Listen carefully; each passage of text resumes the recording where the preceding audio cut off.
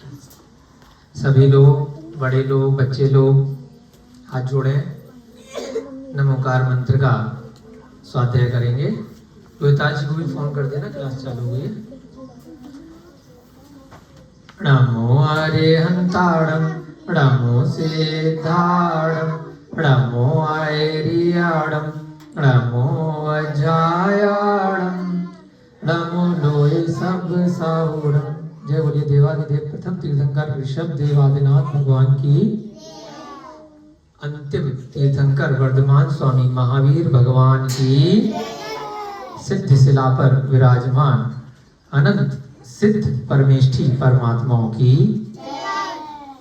इस युग के प्रथमाचार्य चक्रवर्ती आचार्य भगवान श्री शांति सागर जी महान मुनिराज की।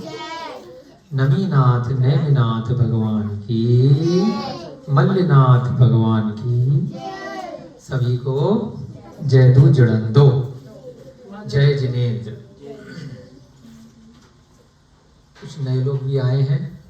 अरे आंटी जी, क्या नाम है आपका? नाम बोलिए। अनुराधा। अनुराधा जी, उस दिन आपने बताया। जय जी, बहुत बहुत हार्दिक स्वागत। फिरोजाबाद और भिंड से हैं, है ना? अच्छी बात है। भूख लग रही है लेकिन फिर भी बैठे हैं। अच्छा है, भोजन मिलेगा अभी सबको, क्योंकि जो खाना है, जो भोजन है, वो शरीर के लिए है। जो आत्मा का भोजन है वह रत्नत्रय है। यह स्वाध्याय ही भोजन है, ये आत्मा में जाएगा। जो हम यहाँ पढ़ रहे हैं, सीख रहे हैं, आंटी ने बताया बड़ी अच्छी स्वाध्यायी है। तो इनका मन है आज आप सबको पढ़ाने का। भोजन के बाद पढ़ाएंगे, हो सकता है आप बच्चों को मन लगा के सीखना। सम्यक तो कौमुदी ग्रंथ का स्वाध्याय चल रहा है। कौमुदी महोत्सव नगर में, वन में मनाया जा रहा है। पीछे से वहां का राजा और नगर के सारे पुरुष उस अपने अपने घरों पे हैं। महोत्सव में केवल स्त्रियां गई हैं। जैसे डांडिया में स्त्रियां नाचती हैं, ऐसे ही कौमुदी महोत्सव में जंगल में सारी स्त्रियां गई हैं। राजा की रानी भी गई है। वो परेशान हो गया, एक रात में उसको अपनी रानी के बिना चैन नहीं आ रहा। हमारे अभिषेक जी पीछे पीछे भागते हैं ना आपके साथ। तो ऐसे ही हमारी धर्मपत्नी भी गई थी परसों, 3 दिन का बोल के। हमने भी कल उनको बुला लिया कि आ जाओ, जल्दी आ जाओ। तो राजा अपनी रानी को ज्यादा दिन तक दूर नहीं देख पाता है, तो इसलिए राजा बड़ा परेशान है। उसका मंत्री थोड़ा होशियार है। राजा ने कहा कि अपन चलते हैं जंगल में, महोत्सव देख करके आते हैं, मन कर रहा है, देखा रह नहीं जा रहा है। मंत्री ने कहा बहुत मार पड़ेगी, है ना? लोगों ने देख लिया तो कि राजा ने नियम बनाया है, वहां पर वन के देवता को के सामने जो उत्सव मनाया जा रहा, वहां प्रतिवर्ष केवल इस दिन स्त्रियां ही जाती हैं। देख लिया तो पिटोगे, और तुम्हारे साथ मैं भी पिटूंगा। तो इसलिए तुम्हें मैं कहीं ऐसी रात को टाइम पास कराना है, तो मैं रात में नगर भ्रमण पे ले चलता हूं। तो रात में यहां वहां उसको टाइम पास कराने के लिए घुमाने ले जाता है। एक घर में पहुंचते हैं, घूमते फिरते राजा और उसका मंत्री। वहां पर देखते अरहत दास सेठ का घर है। तो उस अरहत दास सेठ की अपनी पत्नियों के साथ कुछ वार्तालाप चल रही है। अब टाइम पास करना था तो उनकी कहानियां सुनने के लिए दोनों बैठ जाते हैं। उसी रात्रि को वहां पर एक चोर भी आ जाता है। वो चोर भी पहले से बैठा हुआ था, वो भी कहानियां सुनने लगता है। राजा बैठा है, मंत्री बैठा, और उधर एक कोने में चोर भी बैठा है। इधर घर में उन लोगों का कुछ डिस्कशन चल रहा है। जो सेठ जी हैं अरहत दास, उनकी 8 पत्नियां हैं। कई दिन से उन्होंने एक अष्टांगिका का बढ़िया सा पूजा पाठ करी थी, तो उसका समापन हुआ था। तो इसलिए जैन लोग हैं अरहत दास। सम्यक दर्शन की चर्चा चल रही है, डिस्कशन चल रहा है कि भाई मुझे सम्यक दर्शन कैसे हुआ, उसके बाद वो एक एक करके अपनी पत्नियों की कहानियां सुन रहा है कि तुम बताओ पद्मलता तुम्हें कैसे हुआ, तुम बताओ नागश्री तुम्हें कैसे हुआ। अलग अलग पत्नियों के नामों के माध्यम से बुला बुला करके उनकी कथाएं सुन रहा है। 5-6 कथा हो चुकी हैं, सब अपने अपने जीवन का प्रसंग बता रही हैं कि हम जैन कुल में जन्म लिए थे, पूजा पाठ करते थे, ऐसे ऐसे अचानक से एक मुनि महाराज का हार हुआ और उसके पास पंचाश्चर्य हो गए, तो एकदम चमत्कार देखा तो हमारी आस्था जैन दर्शन के प्रति दृढ़ हो गई, पक्की हो गई। अब हम मिथ्या दर्शन के जो देव शास्त्र गुरु हैं उनको नहीं मानते। अब अपना पक्का सिद्धांत है, जिएंगे तो जैन धर्म में, मरेंगे तो जैन धर्म। किसी ने कहा कि मेरे पिताजी ने संलेखना ली, उसके बाद ऐसे ऐसे वो स्वर्ग गए, ऐसे ऐसे पता चला। किसी ने कहा कि ब्राह्मण ने जाकर के महाराज जी को आहार दिया तो पंचाश्चर्य हो गए। किसी ने कुछ अपनी अपनी घटनाएं बताई। तो यहाँ पर भी एक लड़की है पद्मश्री, उसकी घटना बता रही है पद्म लता, है ना, कि किस प्रकार से मुझे सम्यक दर्शन हुआ। पद्म लता कि एक हमारे जानकारी में एक लड़की रहती थी पद्मश्री, उसके पिताजी थे वृषभदास, ये लोग जैन थे। उसने जैन दर्शन के मानने वाले से ही अपनी बेटी की शादी करानी थी, परंतु बड़े पैसे वाले और बड़ी सुंदर लड़की थी। तो एक बुद्ध धर्म को मानने वाला लड़का था, बुद्ध संघ, उसका दिल उस लड़की पे आ गया।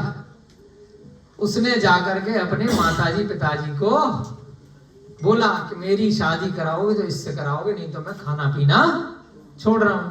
यश भी ऐसी बोलता होगा, आपको पसंद आ गई कोई तो अब माता पिता है बेचारे, क्या करें। उनने कहा कोई बात नहीं, हम जाकर के उससे बात करते हैं, लेकिन हम तो बुद्ध के अनुयायी हैं, वो हमारे रिश्ते को ठुकरा दे, हमें तरीके से जाना पड़ेगा। हम तो मधुमास मदिरा का सेवन करते हैं और भगवान महावीर को मानते नहीं, भगवान ऋषभदेव को मानते नहीं, जिनेंद्र भगवान में अपनी तो आस्था है नहीं। हमारी तो बुद्ध के जो मॉन्क होते हैं, जो हमारे बुद्ध के जो गुरु होते हैं, उनमें हमारी आस्था है। चप्पल जूते भी पहनते हैं, एक लाल से रंग का एक गेरुआ रंग का वस्त्र होता है वो भी धारण करते हैं, है ना, और भोजन भी कहीं पर भी कर लेते हैं। जैसा आ गया, चाहे मांसाहारी आया चाहे शाकाहारी आया, सामने वाले ने बनाया, हम तो बौद्ध भिक्षु हैं, उनके जो गुरु हैं वो अपना खा लेते हैं। जाना आना वाहन का भी कोई त्याग नहीं होता हमारे गुरुओं का। हमारे धर्म में और उनके धर्म में फर्क है, तो इसलिए वो आसानी से शादी नहीं करेंगे। एक काम करते हैं, जो बाप बेटे थे बुद्धदास और उनका बेटा बुद्ध संघ, कि अपन झूठ मूठ को जैनी बन जाते हैं और जैन बन जाएंगे, उनके साथ से मेल जोल बढ़ जाएगा, फिर उनके घर आना जाना चालू हो जाएगा, खाना पीना भी जब हमारा और उनका खाना एक जैसा हो जाएगा। तो दोनों चाल चल के मायाचार से जैन बन गए। फिर दोस्ती हो गई ऋषभदास के साथ पिताजी की, आना जाना चालू हो गया, खाना पीना चालू हो गया किसी न किसी रूप में। बड़ा जैन दर्शन इधर उधर से 4 बातें सीख ली, तो वृषभदास को इम्प्रेस कर दिया। एक दिन वृषभदास ने कहा आओ दास, आओ खाने पे आओ किसी दिन। उन्होंने कहा बिल्कुल आते। अब खाने पे बुला लिया और शर्त रख दी बुद्धदास ने कि मेरी बेटी के लिए, मेरे बेटे के लिए अपनी बेटी दोगे तो खाना खाऊंगा, नहीं तो नहीं खाऊंगा। तुमने बुला तो लिया। अब फंस गया वो जैनी आदमी। उन्होंने कहा कोई बात नहीं, तुम इतने दिन से जैन तो बनी गए और अपना धर्म तो सबको स्वीकार करता है, कर्म प्रधान धर्म है, कोई पैदा होने से क्या फर्क पड़ता है। तुमने स्वीकार किया है तन मन धन से हर तरीके से, तो अपने बेटी को, तुम्हारे बेटे को दिया। बढ़िया से भोजन हुआ और उसके बाद कुछ दिनों में शुभ मुहूर्त लगन निकाल करके विवाह हो गया। विवाह के बाद क्योंकि मायाचारी से वो लोग जैन बने थे, वापस अपने धर्म में स्थिर हो गए और बहू को फोर्स करने लगे कि तुझे भी बुद्ध धर्म स्वीकार करना। बहू पक्की जैनी थी। उन्होंने कहा नहीं, शादी कर ली, हम दोबारा कहीं शादी नहीं करेंगे, तलाक का सिस्टम अपने धर्म में है नहीं, कहीं कोर्ट कचहरी पुलिस वालों को बुलाएंगे, अपने घर भी नहीं जा रहे, कोई बात। जो हमारी किस्मत में, जो हमारे कर्मों का उदय है हम झेलेंगे, लेकिन जैन बने रहेंगे। जबरदस्ती बुद्ध धर्म स्वीकार नहीं करा सकते। तुम अपना धर्म करो, हम अपना धर्म करेंगे। आपने शादी के लिए मायाचारी करी, कर ली, कोई बात नहीं। कुछ दिनों तक गाड़ी चलती रही। वृषभदास बूढ़ा हो गया और संलेखना धारण करके, चारों प्रकार के आहार जल का त्याग करके, पंच परमेष्ठियों का नमस्कार करके, नमोकार मंत्र पढ़ते पढ़ते धर्म ध्यान में लीन होकर के स्वर्ग सिधार गया। जब बेटी को पता चला अपने ससुराल में दुख हुआ, लेकिन कोई बात नहीं, परंतु उसे पता था कि मेरे पिताजी ने समाधि मरण किया है, अवश्य ही जैन दर्शन की महिमा के कारण से स्वर्ग ही गए हो। बुद्धदास जो उसका ससुर है, वह कहता है कि हमारे जो बुद्ध धर्म के गुरु हैं वह बहुत ज्ञानी है, वो लोगों का पिछला अगला जन्म देख लेते हैं अपने ज्ञान में। तेरे जो पिताजी हैं वो जैन दर्शन की महिमा से मरे हैं, तो इसलिए वह पास के जंगल में जाकर के हिरण बन के पैदा हुए, ऐसा हमारे गुरु ने बताया। बेटी ने कहा अच्छा तुम्हें कैसे पता? नहीं, बड़े ज्ञानी है। तो बेटी ने कहा कोई बात नहीं ससुर जी, अगर वो हिरण बन गए हैं और ये बात सच निकली तो मैं कल प्रातःकाल आपका बुद्ध धर्म स्वीकार कर लूंगी। ससुर खुश हो गए, वाह बहुत अच्छा हो गया। तो चलो, तो कल ऐसा करते हैं, अपने गुरुओं को भोजन पे आमंत्रित करते हैं। पहले भोजन बढ़िया से कराएंगे और उसके बाद जो औपचारिकता है बुद्ध धर्म ग्रहण कराने की, जो भी पूजा पाठ होगी, उसके बाद तुम्हें संस्कार दे करके तुम्हें बुद्ध धर्म ग्रहण करा देंगे। बेटी जैन धर्म में पक्की थी, उन्होंने कहा कोई बात नहीं, जो अगला जन्म देख सकता है तो यहाँ वहां का तो तुरंत बता ही देगा, कोई सामान छुपा देंगे, पूछेंगे सामान कहाँ है। ऐसा उसने मन में विचार आया। तो जब वह सारे की सारे भोजन के लिए आए तो सामान छुपाने की बजाय उसने लोहे को लोहा काटता है, मायाचारी को थोड़ी सी मायाचारी दिखाई। सारे की सारे बुद्ध गुरु जब चप्पल जूते उतार करके घर में खाने को प्रवेश हुए, जैन मुनि तो नंगे पैर होते हैं, वस्त्र भी नहीं होते, निर्ग्रंथ होते हैं, दिगंबर होते हैं, परंतु अन्य मतियों में अपने अपने तरीके से वो कुछ ना कुछ वस्त्र इत्यादि चप्पल जूतों का ग्रहण करते हैं। सबने लाइन से अपने चप्पल जूते उतारे, चमड़े के भी थे। एक एक बाएं पैर का जूता उस लड़की ने गायब करवा दिया। कोई बात नहीं, इनको गायब करके इन्हीं को खिला देते हैं। उसके छोटे छोटे पीस करे और हींग वींग डाल के नमक मिर्च मसालों के साथ में, सब्जी के साथ सबको उनके जूते खिला दिए। वाह, आज तो आनंद आ गया, क्योंकि वो लोग नॉनवेज भी खाते थे, मछली मटन चिकन सब, तो उनको तो चमड़ा और बोटी छोटी का पता नहीं चला। पका पुकर के हांडिया में वो सारे जूते खा लिए, बढ़िया, अरे वाह बड़ा अच्छा खाना बना। बाहर आए जूते वूते पहनने के लिए, देखा हमारे जूते गायब। हल्ला मचा, कितने गायब करे, कितने गायब करे। बुलाया, बेटी भी आई, तो बेटी ने कहा कि देखो आपके जूते गायब हैं, आप तो बड़े परम ज्ञानी हैं, एक बात बताओ तो, जब आप इतना सारा ज्ञान करते हो तो ज्ञान से बता दो हमें, क्या दिक्कत है? नहीं ऐसा कोई ज्ञान नहीं होता है, जूते थोड़ी बता सकते हैं, हाँ लोगों का जन्म बता सकते हैं कहाँ के कहाँ। तो उसने उदाहरण दिया कि छोटी सी चीज तो बता नहीं सकते, इतनी बड़ी चीज बता दो, क्या बना रहे हो। इधर जब यह वार्तालाप चल रहा था, थोड़ी सी बहस हुई, तो उन्होंने कहा कि सारे जूते गुरुजी आपके पेट में हैं। पागल बनाती है, बदतमीज, ड्रामा, इतनी बदतमीज गुरुओं से बात करती है। गुस्सा हो गए। बेटी ने कहा कि क्रोध करना साधुओं का स्वभाव नहीं है। साधु हो आप, मुनि हो, और क्रोध कर रहे हो, गलत बात है। सीख देने लग गए और चढ़ गए कि हमें सिखा रही है। इधर बेचारा बुद्धदास आया, वो अल्लाह मस्ता हुआ देख करके क्या हुआ। अब गुरुओं ने उस बेटी से तो कुछ कहा नहीं, बुद्धदास को पकड़ लिया कि तूने जानबूझ करके ऐसी दंड बहू से हमें भोजन करवाया। ये कहती है कि जूते हमारे पेट में हैं। पेट में कहां से आ जाएंगे जूते? इधर उधर छुपाए होंगे, दिलवाओ। उल्टी सीधी बकवास कर रही है। तो बेटी ने कहा कि जूते इन्हीं के पेट में हैं। कैसी बात है? तो एक मैनार का फल लेकर के आई जिससे उल्टी हो जाती है खाने में। उसने वह फल सबको सुंघाया, सबको खिला दिया। उसके बाद जो खाया पिया था सारे साधुओं के वमन के द्वारा, उल्टी के द्वारा बाहर आ गया। जब बाहर आया तो उसमें छोटे छोटे से बताया कि देखो ये चमड़े का, ये जूते का, ये देख लो, गिन लो इसमें उल्टी में। अब उनका दिमाग खराब कि ये क्या हुआ, वास्तव में जूते तो हमने खा लिए, हमें मालूम ही नहीं है। बड़े शर्मसार होकर के सारे की सारे चिड़चिड़ा के चले। उसके बाद बुद्धदास को बुलाया कि तूने अपनी बहू से हमें बेइज्जती कराई, उसको बुद्ध धर्म तो स्वीकार करना नहीं था, उल्टे इतने लोगों के सामने हमारी इंसल्ट कर दी कि हमें कुछ ज्ञान नहीं है। तो अगर तू अपने धर्म में स्थिर रहना चाहता है और अपना बुरा नहीं चाहता, आने वाले काल में तेरे ऊपर बड़ी विपत्ति ना आए, तो तू उस अपनी बहू को घर से निकाल दे। वो तो बुद्ध धर्म का अनुयायी था, अपने गुरु की बात मान ली और उसने अगले दिन बहू को निकाल दिया।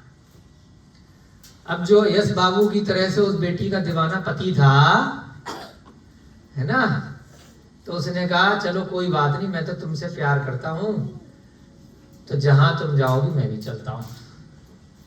उन्होंने कहा चलो भाई, जैसे राम जी के साथ सीता जी चली थी, ऐसे पद्म श्री के साथ में बुद्ध संग डगर डगर चल दिए। बेटी ने कहा कि चलो मायके चलते हैं, हमारे पिताजी सेठ जी थे, रुपया पैसा है, इन्होंने निकाला, चलते हैं। उन्होंने कहा नहीं, मैं अपने ससुर के नहीं जाऊंगा, बड़ी बदनामी होगी, घर जमाई बन के थोड़ी रहूंगा, इज्जतदार आदमी हूँ। अभी सेठ जी के साथ दुकान चला रहा था, अपने पिताजी बुद्धदास के साथ अपनी दुकान चलाएंगे, भीख मांग लूंगा, जंगल में रह लूंगा, शेर चीतों के बीच में घास की रोटी खा लूंगा, कुछ भी कर लूंगा, लेकिन ससुराल नहीं जाऊंगा। तुम आ सकती हो, लड़की आती है, अगर लड़का जाकर के ससुराल में रहता है तो घर जमाई कहलाता है, सब रोज रोज तू तू करेंगे, मजाक उड़ाएंगे, सब्जी खरीदना मुश्किल पड़ जाएगा, कहीं बाजार में जाना मैं नहीं जाऊंगा। कोई बात नहीं। तो इस प्रकार से वह साथ साथ दोनों घर से बाहर निकल जाते हैं और न अपने मायके जाती है और न ससुराल में रहती है। ऐसा विचार कर बुद्ध संघ पद्म श्री के साथ दूसरे देश को चल पड़ा कि चलो यहां से कहीं और चलते हैं, नया काम धंधा ढूंढेंगे, कुछ ना कुछ अपने पुण्य में पाप में जो होगा मिल जाएगा। गांव के बाहर उसे एक बंजारा सेठ मिल गया। बंजारा बोलते हैं ना आजकल, बंजारा जो भटकते रहते हैं। जब गांव के बाहर निकले तो बंजारा मिल गया एक सेठ।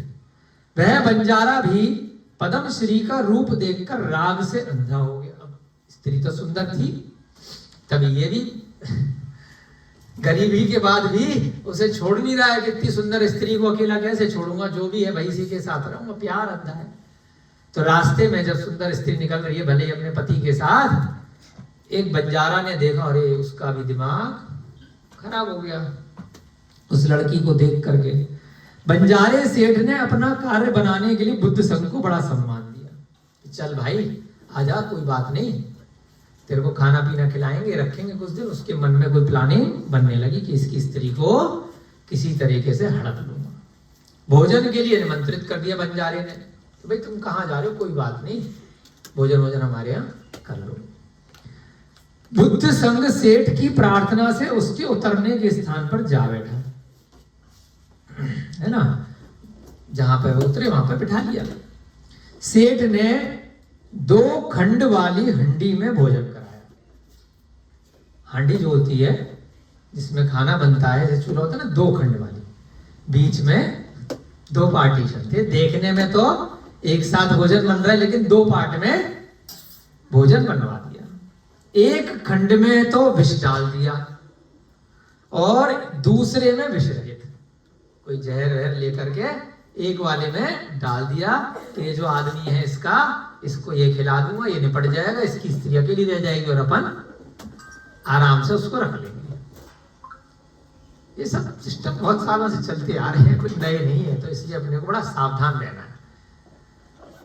कल कोई बता रहा था, पता नहीं क्यों, कहीं बाहर जाता है तो बड़ा डर रहता है, इसलिए कहीं बाहर का खाना नहीं खाता है, पानी भी नहीं पिएगा, ये भी पता नहीं सामने वाला क्या खिला दे। होता भी है। जब भोजन तैयार हो गया तो जो बंजारा सेठ था उसने बुद्ध संघ को बुलाया, आ जाओ भाई भोजन तैयार हो गया, बैठो पत्तल लग गई। सेठ और बुद्ध संघ एक ही बर्तन में भोजन करने के लिए बैठे। बंजारे होते तो कम बर्तन होते हैं, रास्ते जाते रहते हैं इधर उधर जंगलों में घूमते हैं अपना बैलगाड़ी लेकर के, तो गिनती के बर्तन होते हैं, गिनती का सामान होता है, बाहर वहीं चूल्हा लगाते हैं, हांडी वाड़ी। अब बर्तन कम है भाई साहब, मिल करके एक ही में खा लेंगे। जिसे पहले से ही संकेत, जो चेला भोजन बना रहा था कुक, उसको संकेत कर दिया था। ऐसे पुरुष ने बर्तन में पृथक पृथक अन्न परोसा। बड़ी सी थाली होगी, तो एक तरफ तुम बैठ जाओ, उसको तो सब्जी इधर रख दी, और जो बंजारा था उसका चेला था उसको इधर रख दी। अंदर से निकाली एक ही बर्तन से, जिससे अंदाजा पता नहीं चला, झांक के तो देख नहीं पाएगा। उस अन्न को पृथक, जब भी थाली एक है तो सरसों का साग तुम्हें मेरे लिए यहाँ रखा, अरे प्रेम है, तू बंजारा है, हमसे दोस्ती हो गई है, तो खिला रहा, एक ही में खाएंगे। थोड़ा सा डाउट बुद्ध संघ को हो गया।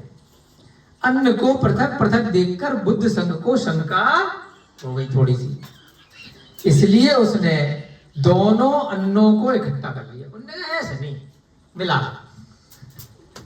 डाउट हुआ तो दोनों को मिला लिया। किसने? उस स्त्री के पति ने, बुद्ध संघ ने, जिससे परस्पर का विष मिश्रित अन्न खाकर वे दोनों मूर्छा को प्राप्त हुए। एक में विष था, एक में नहीं था, लेकिन दोनों जब मिल गए तो विष तो अपना प्रभाव छोड़े गई। अब उसको भी मजबूरी में खाना पड़ा कि भाई अगर नहीं खाऊंगा तो पिटूंगा, समझ में आ जाएगी इसको।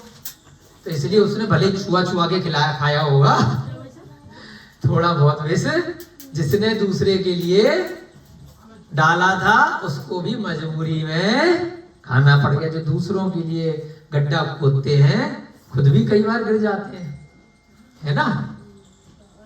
तो इस प्रकार से दोनों ही मूर्छा को प्राप्त हो गए, बेहोश हो गए। इधर लड़की रह गई अकेली, जिससे परस्पर का विष मिश्रित अन्न खाकर दोनों मूर्छा को प्राप्त हो गए।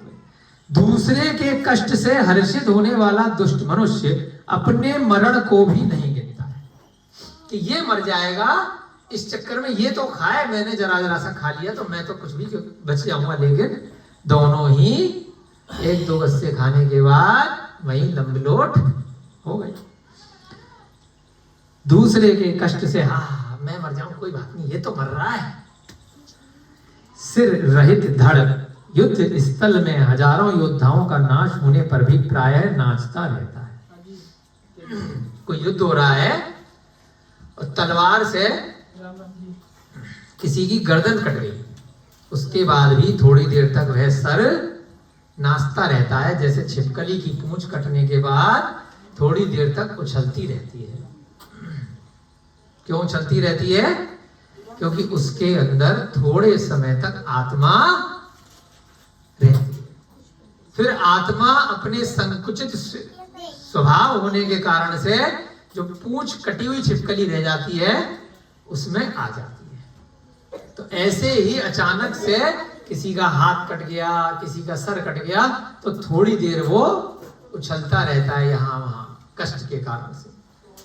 फिर उतने हिस्से में जो आत्मा थी, जब वह मृत हो जाता है, वो शरीर का भाग, उंगली है, हाथ है, सर है, वापस अपने बचे हुए शरीर में आकर के आत्मा उतनी रह जाती है। तो इसलिए वह जो सिर कटा हुआ शरीर है, सिर है, वो क्यों चल रहा है? उदाहरण दिया है दृष्टांत से कि वह देख रहा है कि बाकी के योद्धा तो मर रहे हैं, तो दूसरे का कष्ट देख करके अपना कष्ट व्यक्ति भूल जाता है और हंसता है, आहा मेरा तो उछल रहा है वह धड़। युद्ध स्थल में हजारों योद्धाओं का नाश होने पर भी प्रायः नाचता रहता है। अपने स्वामी का शोक करती हुई पद्म श्री किसी तरह रात्रि व्यतीत करती है। उसका पति भले बुद्ध धर्म का न्यायी है, लेकिन हमसे प्रेम करता है, हमारे साथ यहाँ जंगल में आ गया है, तो इसलिए दुख तो होता ही है ना। संसारी जीवन में राग द्वेष के कारण से मनुष्य पर्याय है चाहे पशु पर्याय है, तो कोई भी आपका अपना चला जाएगा तो दुख होगा। बाद में संतुष्टि हो जाती है। अपने जैन धर्म में जो आस्था रखते हैं, सम्यक दृष्टि होते हैं कि वो जी अपने कर्मों से चला गया, हम अपने कर्मों से जी रहे हैं, कोई बात नहीं। तो दुख हुआ और रात्रि व्यतीत करी। प्रातः काल बुद्धदास ने, बुद्धदास कौन? उस बेटे का पिताजी, ससुर, लोगों के मुख से अपने पुत्र के मूर्छित होने का समाचार सुना। अभी एक ही दिन तो हुआ था, निकले थे, आसपास ही 10-20 किलोमीटर, 5-10 किलोमीटर पैदल चले होंगे। तो खबर उस तक आ गई कि आपका बेटा तो निपट गया, अभी मरा नहीं है, मूर्छित आ रहा है शब्द, मरण को प्राप्त नहीं हुआ है। थोड़ा बहुत खाते ही मूर्छा को प्राप्त हो गए हैं, बेहोश हो गए, उठ नहीं गए, कोमा में चले गए। तो जब ससुर जी को पता चला तो वह बहुत भारी शोक करता हुआ वहां आकर बोला, भागा आया अपने लाभ लश्कर के साथ, अरे डायन, तूने मेरा पुत्र खा लिया, एक दिन भी तू झेल नहीं पाई इसको। यहां तूने मेरे गुरुओं से अपमान करवाया और यहां तू एक ही दिन में मेरे पुत्र को खा गई, तू तो डायन है। और दूसरा, इस सेठ को भी खा लिया, बंजारे को। अभी ये घटना तो पता नहीं कि सेठ ने विष मिलाया था, तूने इन दोनों को एक ही दिन में खा लिया। तूने ही जरूर कुछ किया, नहीं तो तू भी मरती, तू तो जिंदा, ये दोनों खा के मरे। बहुत कहने से क्या प्रयोजन है, तू मेरे पुत्र को खड़ा कर और इस सेठ को भी, नहीं तो तेरा निग्रह करूंगा, नहीं तो तुझे मरवा दूंगा। ऐसा कहकर वह उसके पाद मूल में पुत्र को रखकर रोता हुआ बैठ गया। पुत्र से तो मोह था ही, पाद मूल में उसकी गोदी में, उसके पास में उसको लिटा दिया। अगर तू इसको जिंदा नहीं करेगी, तुझे ही मालूम है तूने क्या किया है, तूने इसको जीवित नहीं किया तो तुझे डायन कह के पिटवाएंगे लोगों से, पत्थर फिकवा करके तुझे तड़पा के मरवा देंगे।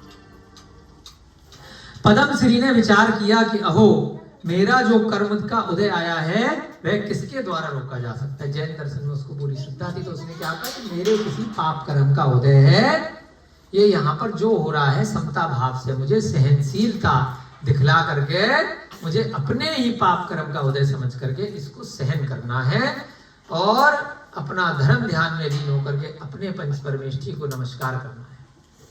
इसके अलावा यहाँ पर मेरी कोई भी शरण नहीं। ऐसा निश्चय कर उसने हाथ जोड़े और कहा, यदि मेरे मन में जिन धर्म का निश्चय, कुछ नहीं किया उसने, क्या कहा, कोई वह आर्य का माता जी नहीं है, कोई वह स्वर्ग से आई हुई देवी नहीं है, साधारण सी स्त्री है।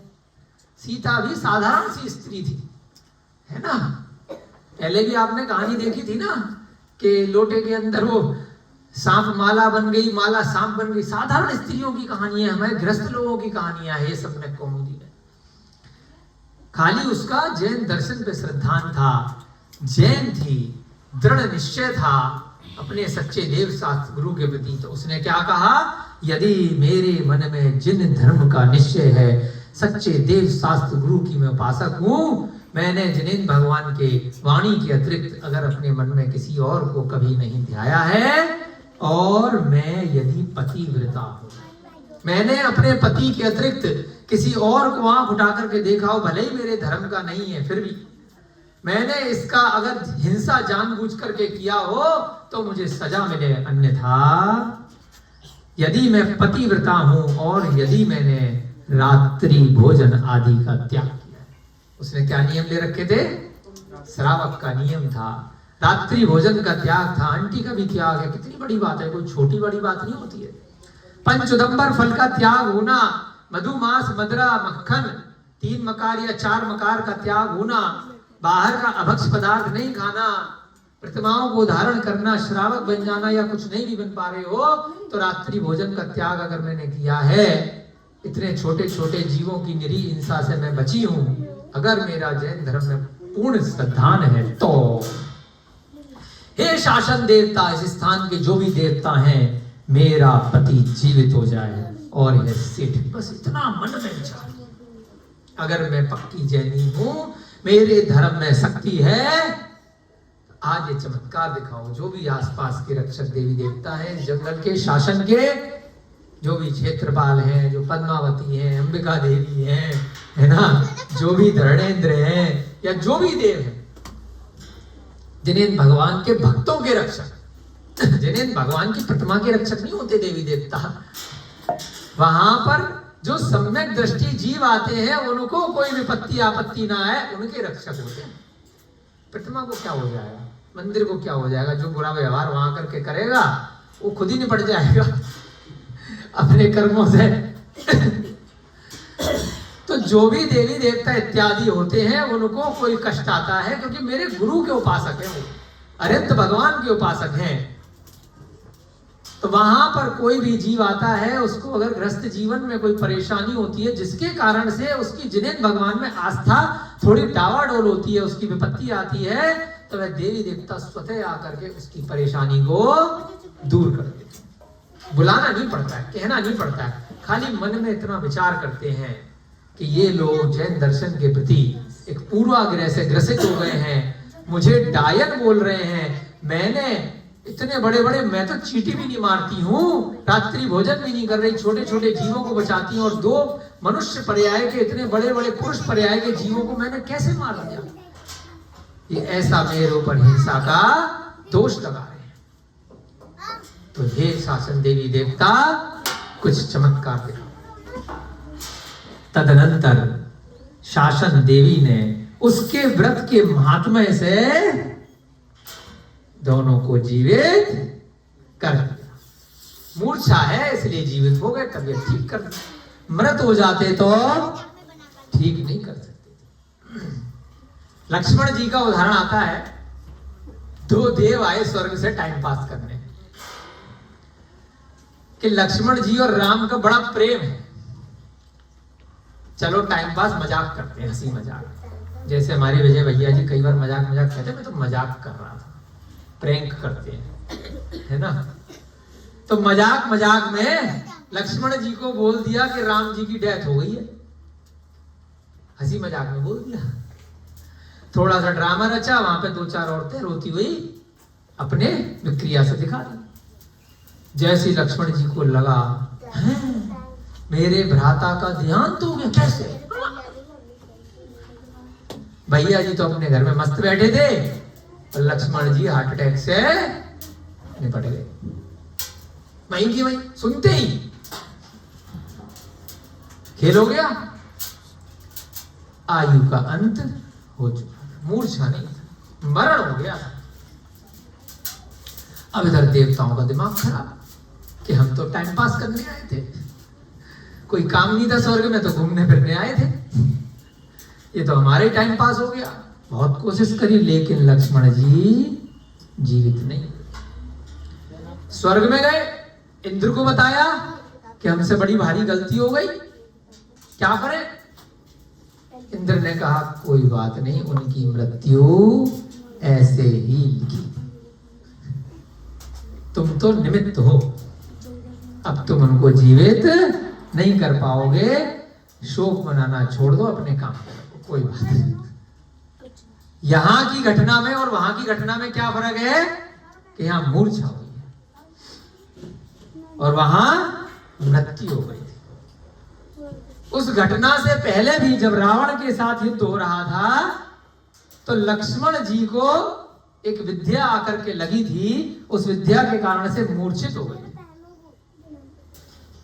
तो एक स्त्री को स्नान करा करके उसके गंधों तक से वह मूर्छा दूर हो गई थी, जिसको संजीवनी बूटी के नाम से भी बहुत सारे लोग बोल देते हैं कि हनुमान जी गए थे, संजीवनी बूटी पहाड़ उठा करके लाए थे। वो बूटी नहीं थी, वो स्त्री को उठा करके ले आए थे, क्योंकि उसके पतिव्रता होने के कारण से, उसका शील व्रत होने के कारण से उसका शरीर का जल इतना बड़ा गंधोदक बन जाता था कि जो भी उसको अपने ऊपर डालता था वह सारे रोगों से दूर हो जाता था। ऐसी यह पतिव्रता थी लक्ष्मण जी की।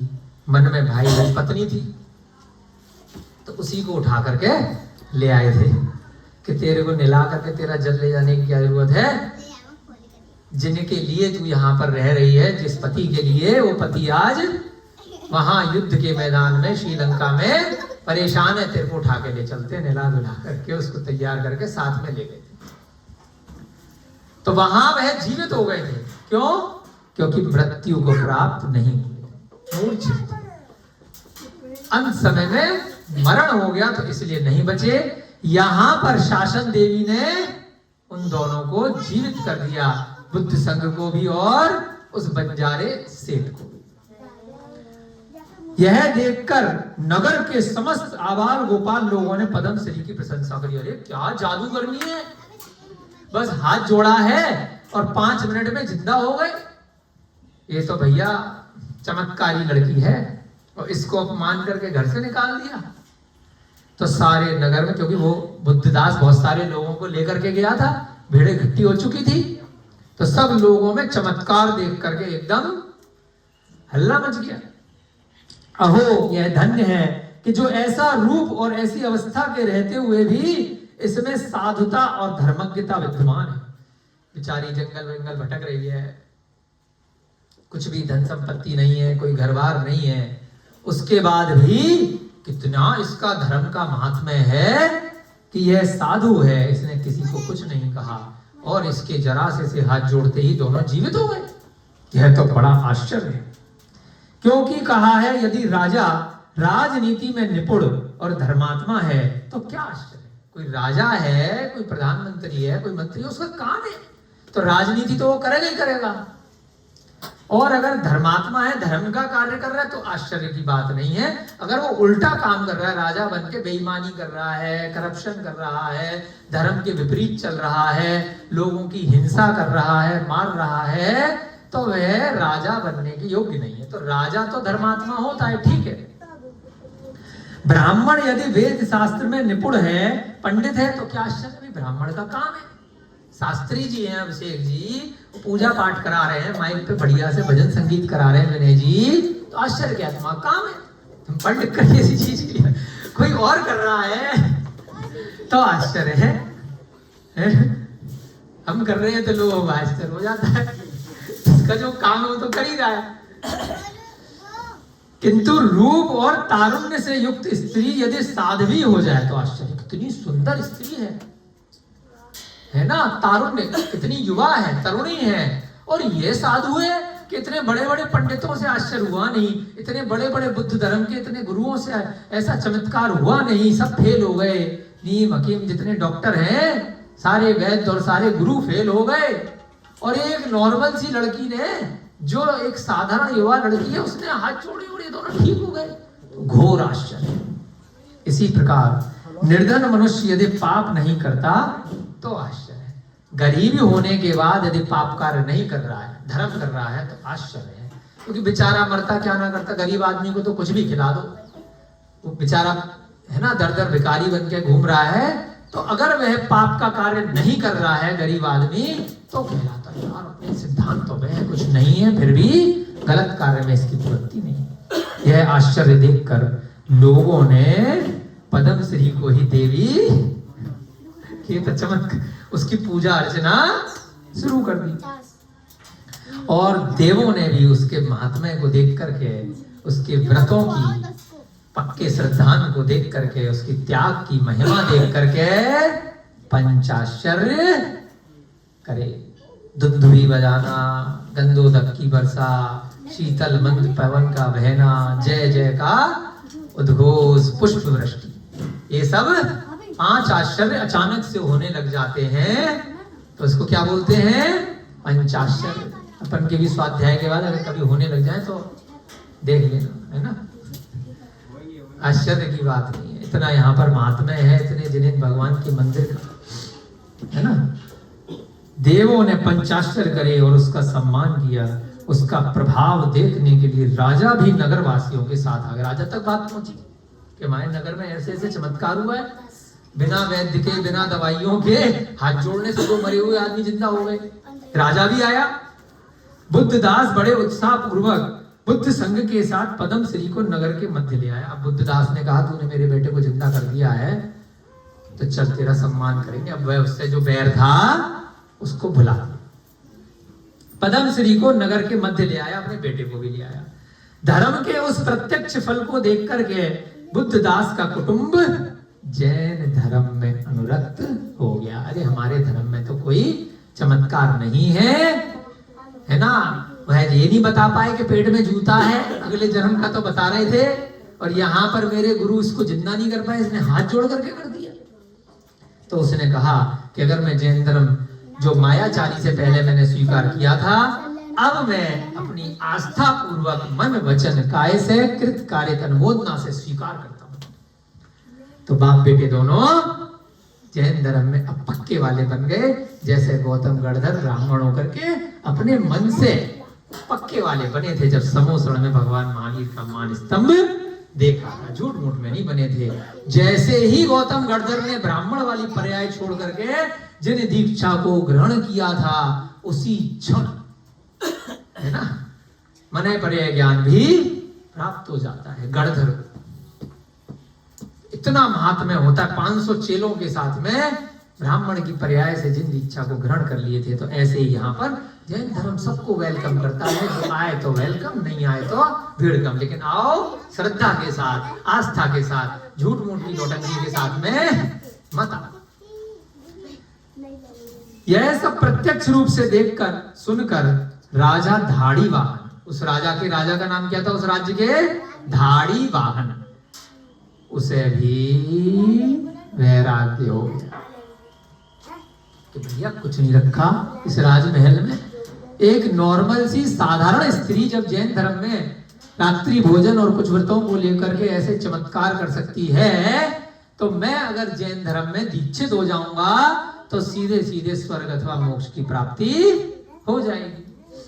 उसने कहा जिन धर्म को छोड़कर अन्य धर्मों में समस्त इष्ट की प्राप्ति नहीं होती। राजा ने खाली है, उसको तो एक वैराग्य होना होता है। जो महात्मा है, जो राजा महाराजा होते हैं, बहुत क्षणिक देखा बाल सफेद हो गया तो वैराग्य, नीलांजला मर गई तो वैराग्य, बादल हैं छट गए तो बिजली चमकी, तो कभी भी किसी भी निमित्त से उनको वैराग्य बहुत जल्दी हो जाता है, क्योंकि उन्होंने धन वैभव एक प्रचुर मात्रा में देखा होता है। उनको ज्यादा कोई इच्छा नहीं होती है, सब उन्होंने झेल लिया होता है भोग सामग्री। अब उनका छोड़ने के लिए बहुत आसान होता है कि कोई भी उन्होंने निमित्त देखा और बहुत जल्दी वैराग्य को धारण कर लेते हैं। तो ऐसे ही उस नगर का राजा था धाड़ी वाहन।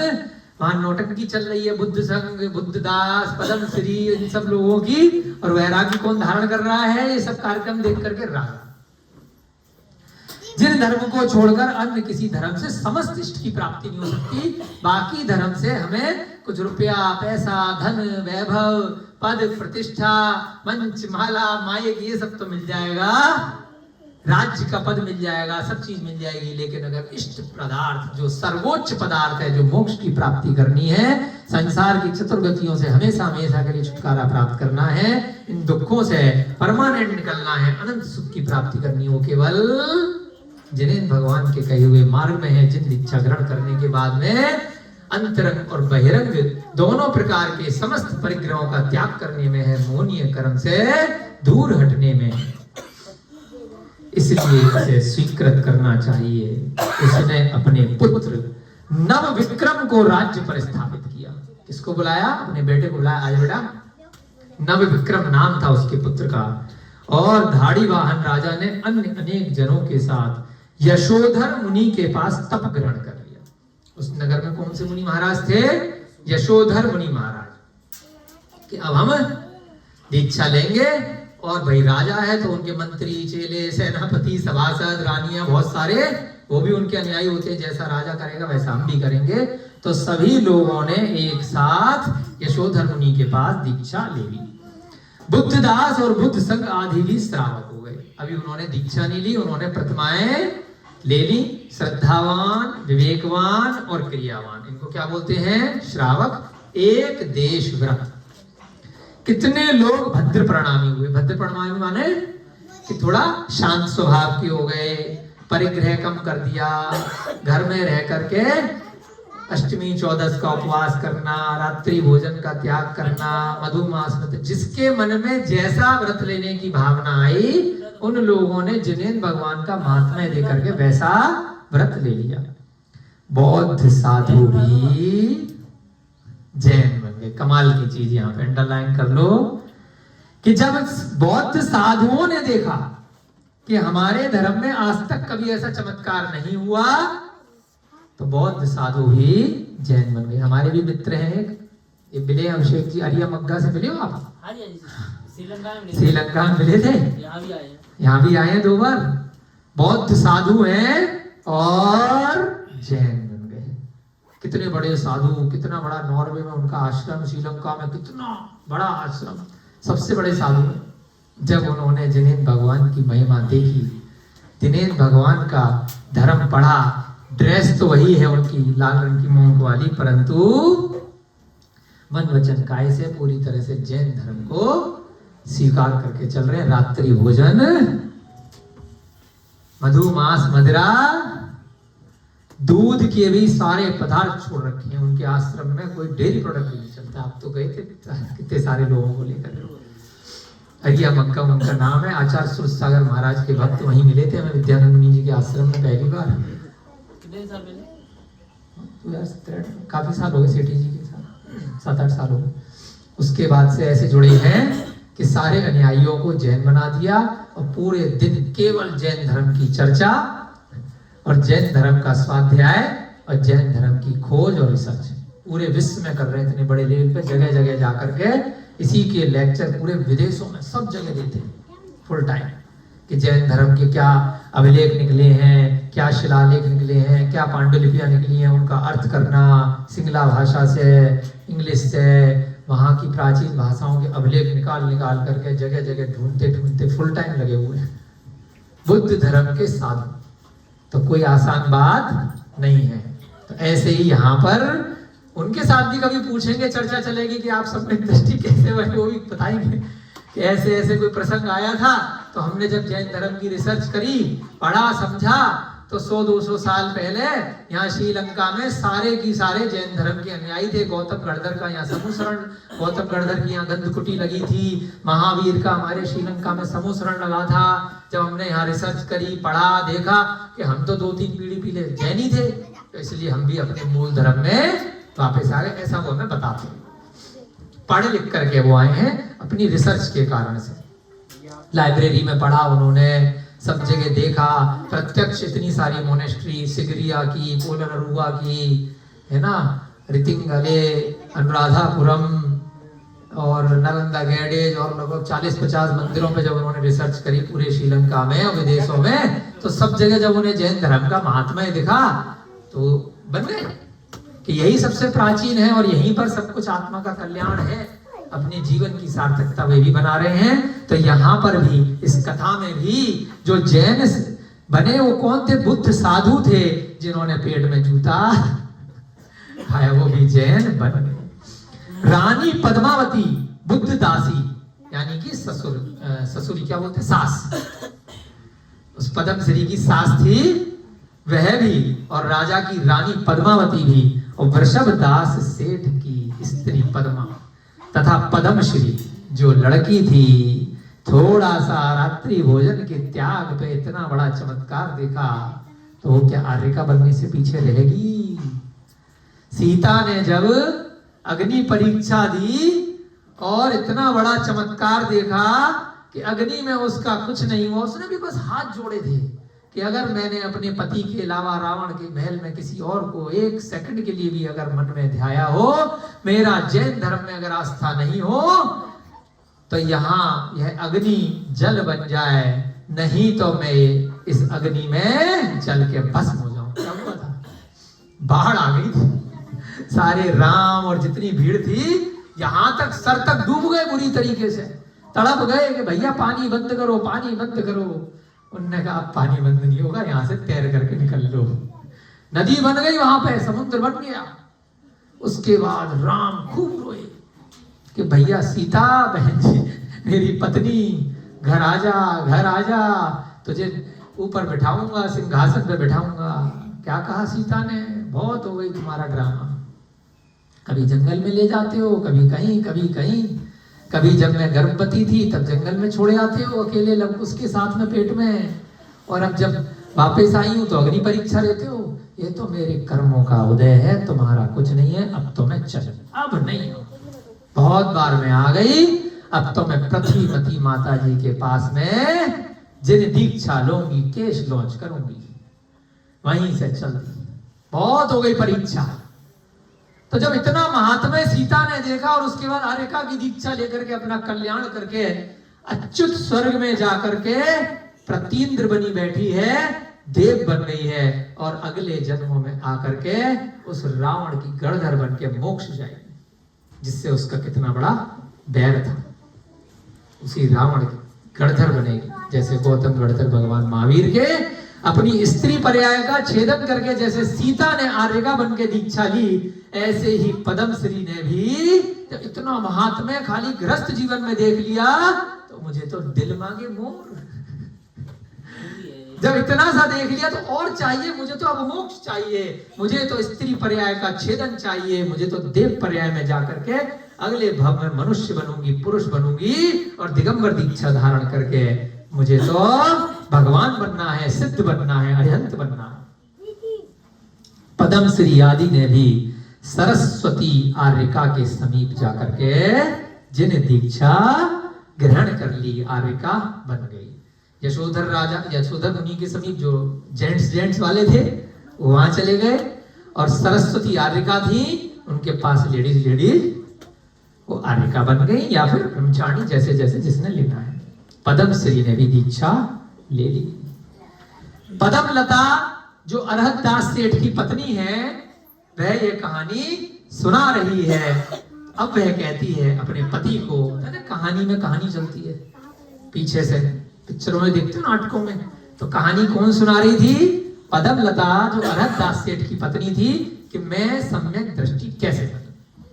पद्मलता ने कहा, हे स्वामी, माने अरहत दास, यह सब मैंने प्रत्यक्ष रूप से देखा है, मेरे सामने की, मेरे आस पड़ोस की घटना है, इसलिए मेरे को सुदृढ़ सम्यक दर्शन उत्पन्न हुआ है। यह सुनकर अरहत दास सेठ ने कहा कि हे प्रिय, तुमने जो देखा है मैं उसकी श्रद्धा करता हूं, क्योंकि मैं भी सम्यक दृष्टि हूं, तो पक्की बात है कि तुम झूठ नहीं बोल रही हो, यह तुमने देखा होगा, इसलिए तुम्हें भी सम्यक तो है और मैं भी पक्का सम्यक हूं। मैं उसकी श्रद्धा करता हूं, मैं भी उसे चाहता हूं और उसकी रुचि करता हूं। बच्चे मी, पूजे मी, वंदामी बोलते हैं ना प्राकृत में, नमस्तामी। अन्य स्त्रियों ने भी कहा, बाकी की जो और उसकी पत्नियां हैं, वो भी वाह वाह वाह वाह, आपकी घटना बहुत बढ़िया, तालियां बजाएं, तालियां, बहुत सुंदर, बहुत सुंदर। कुंदलता ने विप्रति भी सेठ ने कहा, और 8वीं जो पत्नी है, छोटी थोड़ी नटखट है, हे कुंदलते, तुम भी निश्चल चित्त होकर नृत्य आदि करो, तुम भी टेंशन छोड़ो। कुंदलता कौन है? वो जैन धर्म में श्रद्धा नहीं कर रही, 8 पत्नियों में से एक नटखट है, उसे कहानियां सच नहीं लग रही, लग रहा है कि मुझे घेर करके मुझे झूठ मूठ की कहानियां मुझे पट्टी पढ़ा के सुनाई जा रही है बेमतलब में। हे कुंदलते, तुम भी निश्चल चित्त हो और बढ़िया से रहो, नृत्य करो, मस्त रहो। कुंदलता ने कहा, क्यों पागल बना रहे हो, यह सब असत्य है, इसलिए ना मैं इसकी श्रद्धा करती हूं, ना इसकी रुचि करती हूं। ऊपर कौन बैठा छज्जे पे? राजा। और कौन बैठा है? मंत्री। एक कोने पे कौन बैठा है? चोर। ये भी तो कहानियां सुन रहे हैं ना, एक चोर को, राजा को और मंत्री को, इनको तो श्रद्धा हो रहा है, परंतु उसकी अपनी बेबी को, जो सबसे छोटी बीवी है कुंदलता, उसको नहीं हो रहा। वो कह रहे हैं, पद्मलता जिसने कहानी सुनाई है, इतने बढ़िया तरीके से बता रही है, पक्की बात है, ऐसा लगता है कि सच बोल रही है, इसने प्रत्यक्ष देखा है, परंतु ये पापनी जो कुंदलता है, जो इसकी छोटी वाली जो बीवी है रद्दास की, असत्य मतलब गलत बात है। प्रातः काल ऐसा करेंगे, जब सुबह होगी तो इसको गधे पे चढ़ाएंगे और राज्य में इसका निग्रह करेंगे, इसको दंडित करेंगे। जबरदस्ती जैन बनाना चाह रहा राजा और मंत्री बैठ करके, गलत बात। चोर ने भी अपने मन में कहा कि ये तो दुष्ट का स्वभाव है, तो दुष्टनी है, अपना नहीं देख रहा कितना दुष्ट है कि चोरी करने आया, दूसरे का दुष्टता देख रहा है। जैसा कि कहा है, दुर्जन मनुष्य योग्य संयम संगम को देखकर स्वयं बिना कारण दूसरे के प्रति क्रोध करता है। सो ठीक ही है, क्योंकि आकाश में निर्मल चांदनी को देखकर कुत्ते को छोड़ दूसरा कौन होता है। रात में चांदनी निकलती है तो कुत्ता बेमतलब में भौंकता है ना, चंद्रमा देखा, पूर्णिमा की रात है, बढ़िया से तारे चमक रहे हैं, कुत्ता ऐसे भौंकता है। चांदनी की वजह से घूमता है। हाँ देखो आया ग्रंथ में, चांदनी की वजह से भौंकता है रोता भाई। रहता है रात में, दिक्कत हाँ। होता है। तो जो दुर्जन मनुष्य है, जो दुष्ट होता है, वह योग के संगम को देखकर, अच्छी वस्तुओं को देख करके भी बेमतलब में क्रोध करता है। वह चोर सोच रहा है कि ये जो लड़की है कुंदलता, इतनी अच्छी अच्छी बातें चल रही हैं सम्यक दर्शन की, हम भी चोरी भूल करके लगे हुए हैं सुनने में कि चलो कथाएं सुने, बाद में देखेंगे चोरी करनी है नहीं करनी है, या जैनी बनना है कि सब कुछ छोड़ना है ना। तो चोर तो सुधर रहा है, राजा और मंत्री भी सुधर रहा है, परंतु कुंदलता नहीं सुधर रही है। तो इसलिए उसने मन में क्या सोचा कि जैसे कुत्ता बेमतलब में चांदनी, इतनी अच्छी चांदनी को देख करके भौंक रहा है, यहाँ इतने अच्छा सम्यक दर्शन की कथाओं का प्रसंग देख करके भी यह कुंदलता बेमतलब में कुत्ते के समान भौंक रही है, उल्टी सीधी बातें कर रही है। इस प्रकार छठवीं कथा पूर्ण हुई। इति षष्ठी कथा। अब कल आपको कनकलता की कथा 7वां अध्याय प्रारंभ होगा। 6 कथाएं अब तक आपकी हो चुकी हैं। पूरा की पूरा प्रसंग पिछली कथा का भी आपको बता दिया, और अगली कथा बड़ी इंटरेस्टिंग लग रही है, बड़ी अच्छी लग रही है। फिर देखेंगे हम लोगों का और आप लोगों का सम्यक दर्शन, सम्यक ज्ञान, सम्यक चारित्र। इसी प्रकार से इन कथाओं को सुनते हुए स्वाध्याय की परम वेला में शीर्ष पर पहुंचे, हमें रत्नत्रय की प्राप्ति हो। सभी लोग अपनी भूख प्यास को भूल करके, खासतौर से हमारी आंटी जी तो बिल्कुल भूखी हैं, सभी सम्यक दर्शन में स्थिर हो गए, ऐसी मन में भावना है। और सभी को बहुत जल्द मोक्ष की प्राप्ति हो। शुरुआत सम्यक दर्शन से हो। सम्यक कौमुदी ग्रंथ अजित सागर महाराज जी ने संकलन किया है। बहुत सुंदर सुंदर छोटी छोटी कथाओं का संकलन है। हम सबके पुण्योदय से हमें एक बार पुनः, यह आज एक कथा का समापन हुआ, कल से नई कथा पढ़ेंगे अगली पत्नी की, कि उसको सम्यक दर्शन किस प्रकार से हुआ। यह कथा जो पहले भी आपको बताया है, यह कुंदलता की, पद्मलता की, नागश्री की इनकी कथा नहीं है। यह सारी कथाएं हम सब की कथा हैं। पूर्व जन्मों में या भविष्य के जन्मों में या वर्तमान की पर्याय में हमें ऐसा मानना है कि ये मेरी कहानी चल रही है, मेरी स्टोरी चल रही है। और इस प्रकार से हम अगर सम्यक दर्शन रखेंगे, श्रद्धा रखेंगे, तो एक ना एक दिन हमारे जीवन में भी चमत्कार होके रहेगा। और जो उस चमत्कार को आसपास प्रत्यक्षदर्शी होंगे, जो देखेंगे, वो भी सम्यक दर्शन में पूर्ण रूप से स्थिर हो ही जाएंगे, हुए बिना रहेंगे नहीं। जय बोली महावीर भगवान की, अनंत सिद्ध परमेष्ठी परमात्माओं की, सभी को सादर जय जिनेन्द्र, जय दू जड़ंदू।